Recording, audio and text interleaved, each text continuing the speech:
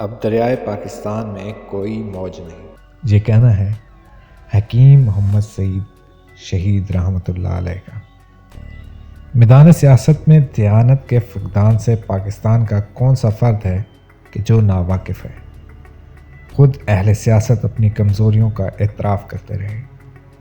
صدر ضیاء الحق نے بھی اعتراف کیا کہ وہ جد و جہد کے باوجود نفاذ شریعت اسلامی میں کامیاب نہیں ہو سکے۔ کوئی سیاستدان بات تو کرے کہ ضیاء الحق نے کسی ایک کے ساتھ کلمہ خیر کے سوا کوئی اور سلوک کیا ہو۔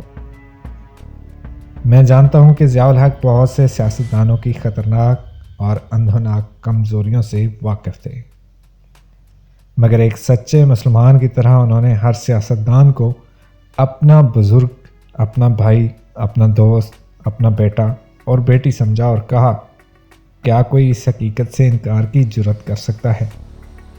مگر ہم نے اپنی تاریخ دہرائی، ہم نے ضیاء الحق جیسے مسلح کو اپنے ہاتھوں مسمار کر دیا، اور اب ہم دنیا کی ہر نگاہ میں ذلیل و خوار ہوتے ہیں۔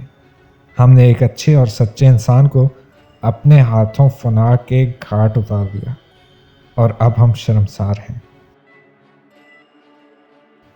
سچ ہے کہ ضمیر ہمیشہ سویا نہیں رہتا۔ اگر ضیاء الحق کی شہادت پاکستان کی ضمیر کو جگا سکتی ہے اور روشن کر سکتی ہے تو روح ضیاء الحق کے لیے یہ سامان راحت ہوگا۔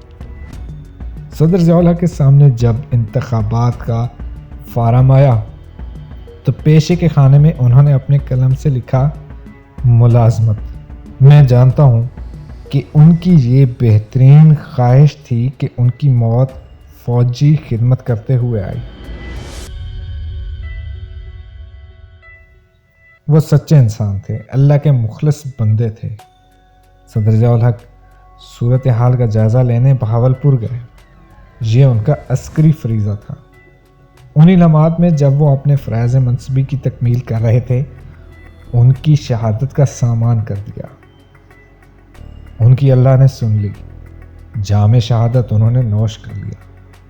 یقین ہے کہ ان کی روح پوری اولیتوں کے ساتھ روبروئے اللہ جل شانہ ہو گئی، اور اسے جنت الفردوس میں مقام اعلیٰ نصیب ہو گیا۔ کیا اس سے بڑی عظمت اور اس سے زیادہ بھی کوئی رفعت ہو سکتی ہے کہ خانہ کعبہ میں اور مسجد نبوی میں ان کی غائبانہ نماز جنازہ ادا کی گئی؟ یہ ان کی خدمت اسلام کی مقبولیت ہے۔ روح ضیاء الحق، سلام علیک۔ زندگی کتنی ہی شاندار ہو اور عظیم و رفیع، لیکن تاریخ اپنے فیصلے کے لیے ہمیشہ موت کی منتظر رہتی ہے۔ صدر ضیاء الحق کے حق میں یہ فکر حقیقت کی آئینہ دار ہے۔ ضیاء الحق خوش نصیب ہیں، انہیں زندگی میں بھی متعدد مقام شناس نصیب رہے، اور اب شہادت کے بعد شاید کوئی ایسا فرد ہو جسے ضیاء الحق کی عظمت و رفعت کے اعتراف میں کوئی شک رہا ہے۔ بلا شبہ وہ ایک عظیم انسان تھے، وہ امید و اعتماد کا روشن مینار تھے۔ انہوں نے کلمہ حق کہنے اور ناگوار سچی بات سننے کی مثالیں قائم کی۔ آپ کے غم میں صبح کی افشاں بکھر گئی، اب ہر شام ظلمت کے سوگ سے بھر گئی ہے۔ اب دریائے پاکستان میں کوئی موج نہیں، اور کسی موج میں طغیانی نہیں رہی۔ نہ دل میں اب کوئی امنگ ہے، اور نہ کسی امنگ میں اب کوئی جولانی۔ اے میرے دوست، آپ اپنے دامن پہ نقش عظمت انسان لیے بزم علم و عمل سے اٹھ گئے۔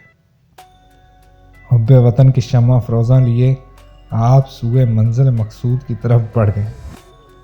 فکر و نظر میں وسعت نگاہ لیے ہوئے آپ معلوم حدود سے گزر گئے۔ میں تو یہ کہوں گا کہ آپ ایک ماہر علم و دانش اور عرفان تھے، حق کے نگہبان تھے۔ آپ کے وجود پر عرض پاکستان کو ناز تھا۔ اے پیکر عظیم، تم ہم سے کیوں روٹھے؟